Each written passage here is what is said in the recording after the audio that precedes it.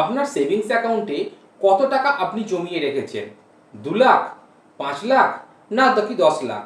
আপনি ভাবছেন আপনার কষ্টিত টাকা ব্যাংকে একদম সুরক্ষিত আছে। ভুল ভাবছেন। এই ভুলটার জন্যই হয়তো আগামীকাল সকালে আপনার মোবাইলে বা আপনার ইমেলে আয়কর দপ্তরের একটা নোটিশ চলে আসতে পারে। হ্যাঁ, নিজের ব্যাংকে নিজের জমানো টাকা রাখার অপরাধে।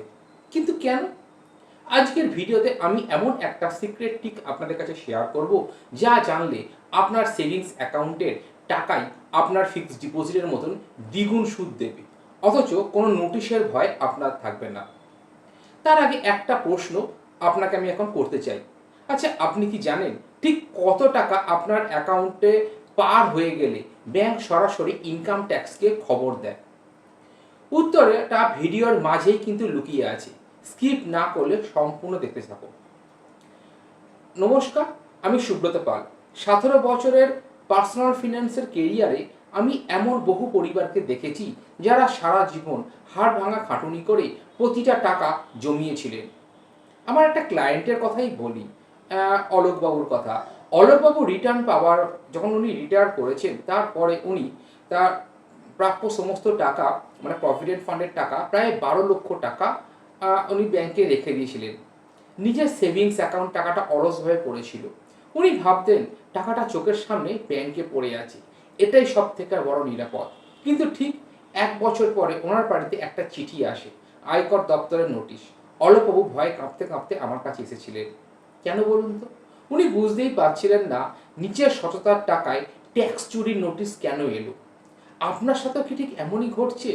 আপনি ভাবছেন টাকা জমিয়ে আপনি বুদ্ধিমানের কাজ করছেন, কিন্তু বাস্তবে চোর না এসেও আপনার পকেটের টাকা আস্তে আস্তে চুরি হয়ে যাচ্ছে। বলুন তো ঠিক কিভাবে? সেটা হলো ইনফ্লেশন বা মুদ্রাস্ফীতি, আর হলো ট্যাক্সের ফাঁদে পড়ে। তাহলে এখন আপনার মনের মধ্যে এখন একটা প্রশ্ন চলে এলো যে তাহলে অলোকবাবুর কি হয়েছিল, আর আয়কর দপ্তরের নিয়ম অনুযায়ী আপনার সেভিংস অ্যাকাউন্টে ঠিক কত টাকা রাখা আইনত নিরাপদ? চলুন এর একটা সহজ অঙ্ক আপনার সঙ্গে একটু শেয়ার করে নিই। দেখুন, আয়কর আইনের সেকশন 80 টিটিএ অনুযায়ী আপনি আর্থিক বছরে আপনার সেভিংস অ্যাকাউন্ট থেকে সর্বোচ্চ 10,000 টাকা পর্যন্ত সুদের উপর ট্যাক্সে ছাড় পাবেন। এখন বেশিরভাগ ব্যাংকের সেভিংস অ্যাকাউন্ট থেকে প্রায় 2.5 থেকে 3% সুদ দেয়। এই হিসাবে যদি আপনি আপনার ব্যাংকের সেভিংস অ্যাকাউন্টে 3,65,000 টাকা রাখেন, তবেই আপনার বার্ষিক সুদ হবে 10,000 টাকা কাছাকাছি, এবং আপনাকে কোনো রকম ট্যাক্স দিতে হচ্ছে না। আর আপনি যদি এই টাকাটা পোস্ট অফিসের সেভিংস অ্যাকাউন্টে রাখেন, সেখানে সুদের হার একটু বেশি, প্রায় 4%-এর কাছাকাছি।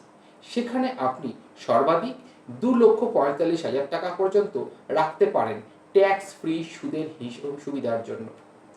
তাহলে আপনার অ্যাকাউন্টে যদি এর থেকে বেশি টাকা থাকে, ধরুন আপনার অ্যাকাউন্টে 5 লাখ বা 10 লাখ টাকা আছে, তাহলে আপনার ব্যাংক আপনাকে পাওয়া সুদের ওপর টিডিএস কাটবে এবং সেই তথ্য সরাসরি চলে যাবে ইনকাম ট্যাক্স ডিপার্টমেন্টের সিস্টেমে।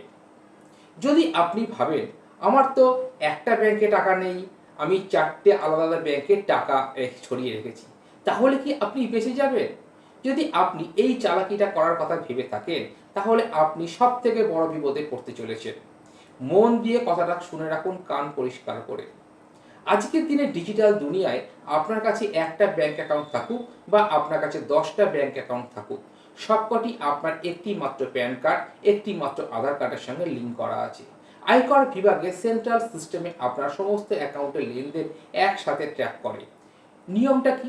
নিয়মটি হলো 1 বছরে সমস্ত অ্যাকাউন্ট মিলিয়ে যদি 10 লক্ষ টাকা বা তার বেশি ক্যাশ ডিপোজিট বা লেনদেন হয়, তবে ব্যাংক বাধ্য সরকারের কাছে সেই রিপোর্টটা পাঠাতে। আর তখনই আসে সেই ভয়ঙ্কর নোটিশ। আয়কর দপ্তর আপনার কাছে জানতে চাইবে এই টাকার সোর্স বা ইনকাম বা বৈধ উৎস কি। যদি আপনার কাছে প্রপার ট্যাক্স রিটার্ন ফাইল বা উপার্জনের সঠিক নথিপত্র না থাকে, তবে পেনাল্টি দিতেই আপনার জমানো টাকা শেষ হয়ে যাবে। অলোকবাবুর ক্ষেত্রে ঠিক সেটা হয়েছিল। উনি ভেবেছিলেন আলাদা অ্যাকাউন্টে রাখলে কেউ জানবে না, শুধু টাকা জমা করাই নয়, ব্যাংকের এক থেকে একেবারে কত টাকা আপনি তুলছেন তারপরও আপনার বড় নিষেধাজ্ঞা রাখা আছে। আচ্ছা, এক্ষেত্রে কি আপনি জানেন চেক বা ক্যাশে একবারে কত টাকার বেশি তুললে আপনি আইনি জটিলতায় পড়তে পারেন? খুব ভালো করে মনে রাখবেন আমার এই কথাগুলো। যে কোনো জরুরি দরকারই হোক না কেন, চেক বা ক্যাশ লেনদেনের ক্ষেত্রে একেবারে ২,০০,০০০ টাকার বেশি লেনদেন এড়িয়ে চলাই আপনার বুদ্ধিমানের কাজ হবে। আর ১ বছরে যদি আপনি ২০,০০,০০০ টাকার বেশি ক্যাশ উইথড্র করেন, তবে সেক্ষেত্রেও টিডিএস কাটার নিয়ম আছে। মোট কথা, আপনার ব্যাংকিং লেনদেন যেন সবসময় আপনার ঘোষিত আয়ের সাথে সামঞ্জস্যপূর্ণ হয়ে থাকে। আইন মেনে চললে আপনার ভয়ের কিছু নেই, কিন্তু অজ্ঞতা আপনাকে বিপদে অবশ্যই ফেলতে পারে। তাহলে এর জন্য সমাধান কি আছে? অতিরিক্ত টাকা কি আপনি ঘরের ড্রয়ারে রেখে দেবেন? না, কখনোই নয়। সেখানে তো কোনো সুদ পাবেন না, উল্টে চুরি যাবার একটা আলাদা ভয় কাজ করবে। আপনাকে আপনার ব্যাংকে গিয়ে আজই এখন একটা ফর্ম ফিল আপ করতে হবে, অথবা যারা মোবাইল ব্যাংকিং বা অ্যাপে গিয়ে করতে পারবেন সেখানে ফিচার অন করে দিতে হবে। এই জাদুকরী ফিচারের নাম আমি বলে থাকি অটো সুইপ ফেসিলিটি। এটা কি ধরনের? ধরুন আপনি ব্যাংকে একটা নিয়ম করে দিলেন যে আপনার অ্যাকাউন্টে ৫০,০০০ টাকার বেশি যা থাকবে সেটা অটোমেটিক্যালি ফিক্সড ডিপোজিট হয়ে যাবে। আচ্ছা, তাহলে এতে আপনার লাভটা কি হবে? নিশ্চয়ই লাভ আছে। আমি ধাপে ধাপে আপনাকে সেটা বুঝিয়ে দিচ্ছি। ভালোভাবে একটু বুঝে নেওয়ার চেষ্টা করুন। ১. আপনার অলস টাকা সেভিংস অ্যাকাউন্টে ৩% এর জায়গায় এফডির মতন ৬ বা ৭% উচ্চ সুদ পাবে। ২. সবচেয়ে মজার বিষয়, আপনার যখনই টাকার দরকার হবে আপনি এটিএম থেকে টাকা তুললেই বা ইউপিআই করলেই সেই এফডি আপনি ভেঙে আবার সেভিংসে চলে আসবে।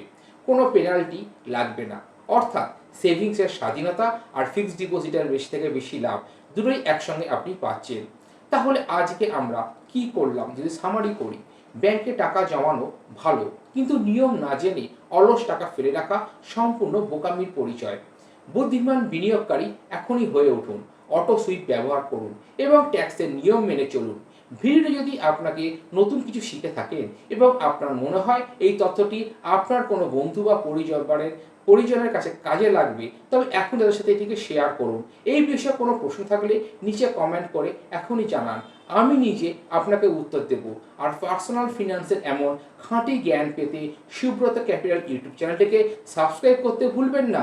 ভালো থাকুন, সুরক্ষিতভাবে সম্পদকে বৃদ্ধি করুন। দেখা হচ্ছে পরের ভিডিওয়। জয় জগন্নাথ।